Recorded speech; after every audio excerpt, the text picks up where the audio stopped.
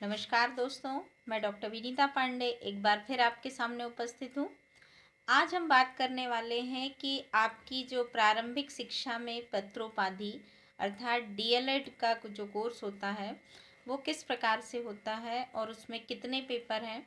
तो 2 वर्ष का ये कोर्स है। प्रथम वर्ष के बारे में हम पिछले वीडियो में बात कर चुके थे और द्वितीय वर्ष के बारे में हम बात करने के लिए यहाँ पर हैं।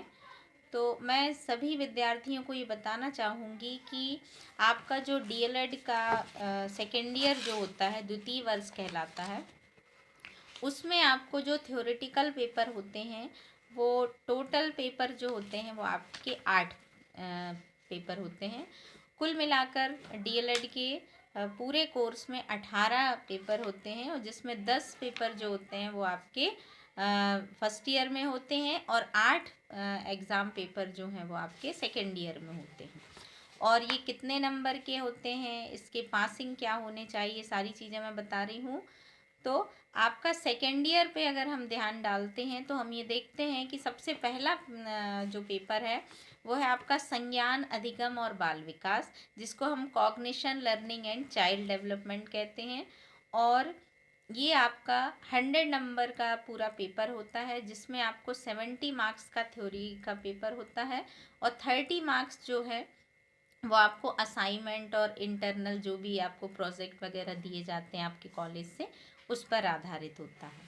इसी प्रकार से सेकेंड पेपर जो है वो आपका समाज शिक्षा और पाठ्यचर्या बोध, जिसको यहाँ पर 12वां पेपर गिना जाता है, क्योंकि ये इस तरह से काउंट करते हैं कि फर्स्ट ईयर के 10 पेपर और आपका जो सेकेंड ईयर का पहला पेपर है वो 11वां पेपर मानते हैं और जो 12वां पेपर सेकेंड है उसको 12वां मानते हैं। तो यहाँ पर आपका समाज शिक्षा और पाठ्यचर्या बोध, understanding of society education and curriculum, तो ये पेपर आपका है और ये भी आपका 70 मार्क्स का थ्योरी का और 30 मार्क्स आपके इंटरनल असाइनमेंट और प्रोजेक्ट पर बेस होते हैं। फिर आपका 13वां पेपर अर्थात थर्ड पेपर जो है आपका तीसरा, वो है आपका शिक्षा में समावेशी और जेंडर मुद्दे, जिसमें emerging gender and inclusive perspective in education का ये पेपर होता है और ये भी आपका 70 मार्क्स का थ्योरी का पेपर होता है और 30 मार्क्स का आपका इंटरनल होता है। इसी प्रकार से जब हम चौथे पेपर पर नज़र डालते हैं तो आपका यहाँ है शालेय संस्कृति नेतृत्व एवं शिक्षक विकास, school culture leadership and teacher development. तो ये जो पेपर होता है ये भी आपका 100 मार्क्स का होता है और यहाँ पर भी आपको 70+30 का रेशियो यहाँ पर भी डिसाइड किया गया है। 70 आपका थ्योरी पेपर और 30 आपका प्रैक्टिकल प्लस आपका इंटरनल। नेक्स्ट है आपका पेपर फिफ्थ जो प्रोफिशिएंसी इन इंग्लिश होता है। इसका एक पार्ट आप फर्स्ट ईयर में पढ़ चुके होते हैं और सेकेंड पार्ट जो है यहाँ पर प्रोफिशिएंसी इन इंग्लिश को लिया गया है।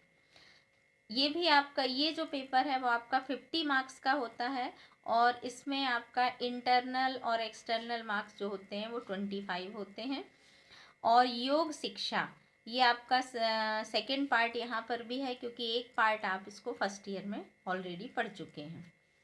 तो योग शिक्षा जो है वो उसका भी पेपर आपका 50 मार्क्स का होता है और 25 मार्क्स जो होते हैं वो आपके थ्योरी के होते हैं और 25 मार्क्स जो हैं वो आपके इंटरनल मार्क्स होते हैं। तो इस प्रकार से आपके ये जो 6 पेपर हैं वो इस प्रकार से होते हैं। फिर आपका 17वां पेपर जो होता है वो पर्यावरणीय अध्ययन शिक्षण, पेडागॉजी ऑफ इन्वायरमेंटल स्टडीज़। तो ये आपको for early primary and pre primary and primary level, तो यहाँ पर आपको प्री प्राइमरी और प्राइमरी लेवल पर प्राथमिक विद्यालय के लिए आपको पर्यावरण शिक्षण का अध्ययन करना होता है कि आप उनको किस प्रकार से पढ़ाएंगे और देखेंगे। तो ये जो एग्ज़ाम होता है ये भी आपका 100 मार्क्स का होता है और 70 आपका थ्योरी का पेपर होगा और 30 मार्क्स जो हैं वो आपके असाइनमेंट और प्रोजेक्ट बेस होते हैं। फिर आपका 8वां पेपर जो है वो है आपका वैकल्पिक विषय शिक्षण, जिसमें ऑप्शनल पेडागॉजी कोर्सेज होते हैं और यहाँ पर आपको ऑप्शन चुनने का एक वहाँ विकल्प मिलता है, जिसमें आपका फर्स्ट है social science, pedagogy of social science, सामाजिक विज्ञान, अंग्रेजी भाषा शिक्षण, पेडागॉजी ऑफ इंग्लिश लैंग्वेज, गणित शिक्षण, पेडागॉजी ऑफ मैथमेटिक्स और विज्ञान शिक्षण, पेडागॉजी ऑफ साइंस। तो ये आपके ऊपर है कि आप इसमें से क्या चुनना चाहते हैं। आप गणित और अंग्रेजी लेना चाहते हैं, या आप सामाजिक विज्ञान लेना चाहते हैं, या आप विज्ञान शिक्षण लेना चाहते हैं। तो इस प्रकार से आपको चुनना है और ये भी आपका 100 मार्क्स का पेपर होता है और इसमें आपके 70 मार्क्स थ्योरी का पेपर होता है और 30 मार्क्स जो हैं वो आपके असाइनमेंट और प्रोजेक्ट पर होते हैं। साइंस प्रैक्टिकल की एक फाइल आपको बनानी होती है सेकेंड ईयर में, और वो बहुत ज़रूरी रहती है, तो यहाँ पर हमको ये बनाना बहुत ही अनिवार्य है। अब प्रैक्टिकल पर हम आते हैं। प्रैक्टिकल में हमने देखा कि आपका जो फर्स्ट प्रैक्टिकल है कार्य और शिक्षा, सेल्फ अंडरस्टैंडिंग टूवर्ड्स, तो यहाँ जो है वहाँ वो आपको 50 मार्क्स का प्रैक्टिकल है, जिसमें आपको 25 मार्क्स इंटरनल होता है और 25 मार्क्स जो होते हैं वो आपके एक्सटर्नल होते हैं। नेक्स्ट आपका है रचनात्मक नाटक, ललित कला और शिक्षा, जिसका एक पार्ट आप पिछले ईयर पढ़ चुके हैं। Creative drama, fine art and education, तो आपको यहाँ पर भी ऐसा ही है कि आपको 25 मार्क्स आपकी फाइल और बाकी चीज़ों पे और 25 मार्क्स जो है वो आपके पेपर पर होता है। फिर आपका बच्चों का शारीरिक भावनात्मक स्वास्थ्य और शिक्षा, ये आपका थर्ड प्रैक्टिकल है। Children's physical and emotional health and education, तो ये आपको ज़रूर करना है। फिर आपका होता है, और यहाँ पर भी ये भी आपका 50 मार्क्स का है और 25 मार्क्स में डिवाइड है। नेक्स्ट जो सबसे इम्पॉर्टेंट चीज़ होती है वो है आपका शाला स्थानबद्ध कार्यक्रम, जिसको हम इंटर्नशिप प्रोग्राम कहते हैं, और ये आपके कोर्स का सबसे महत्वपूर्ण बिंदु होता है। Teaching practice and school internship कहलाती है ये। फर्स्ट ईयर में जो स्कूल इंटर्नशिप होती है वो बहुत कम दिनों की होती है, लेकिन सेकेंड ईयर में आपको 96 डेज़ की इंटर्नशिप का कार्यक्रम जो होता है वो आपको करना होता है। तो इसके जो मार्क्स होते हैं 200 मार्क्स जो हैं वो आपके प्रैक्टिकल के होते हैं और 200 मार्क्स जो हैं वो आपको इंटरनल और एक्सटर्नल के मामले में मिलते हैं। जो आपको इंटर्नशिप जहाँ आप करते हैं वहाँ के जो एक्सपर्ट्स होते हैं वो, और प्लस आपके संस्थान की विषय विशेषज्ञ जो होते हैं उनके आधार पर आपको मिलता है।